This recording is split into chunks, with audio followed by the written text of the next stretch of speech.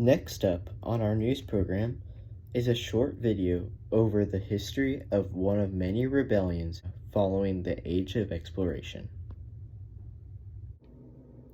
Here is a history special about a revolt in colonial America. 360 years ago, an indentured servant rebellion occurred in Virginia. This story begins in the British colonies of North America.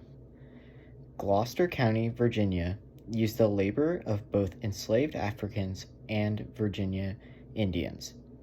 But most of all, they relied on the labor done by English and Irish indentured servants who were forced by contract to do work. They signed these contracts in return for transport to Virginia, but they soon came to regret their decision to sign these contracts. With Virginia becoming an enormous tobacco-producing operation, and along with the ever-increasing demand for tobacco and tobacco products, manual labor was heavily placed on the indentured servants. Servants had a high mortality rate due to disease. Coupled with abuse, mistreatment, and lack of rights, many servants had problems with their work.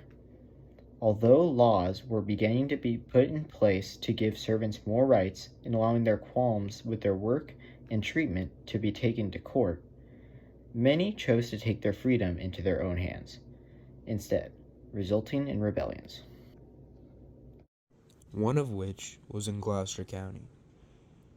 9 servants by the names of Richard Derbyshire, John Haight, Thomas Jones, William Ball, William Pulteney, William Bendale, John Gunter, William Bell, and Thomas Collins took part in this rebellion. They appointed John Gunter and William Bell as their leaders and came together with a plan.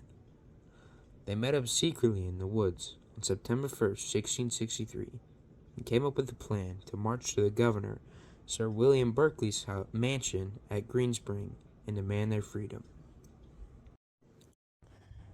They would recruit other servants on their way and pillage the houses for weapons and ammunition. They planned to put their rebellion in motion on September 5th, but on the day of the plan, they were ambushed and arrested before they could start the rebellion. Another servant, who was named John Birkenhead, caught wind of their plans and told the governor. All 9 men were put on trial 3 days later on counts of conspiracy and treason, and some sources say that 4 of them were put to death.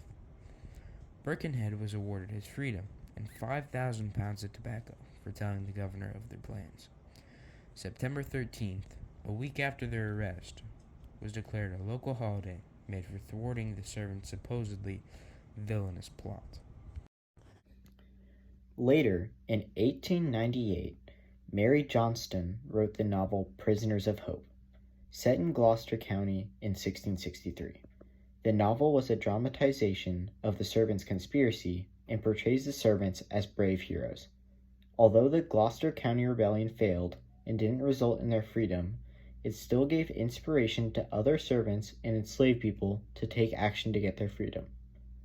This is our bibliography.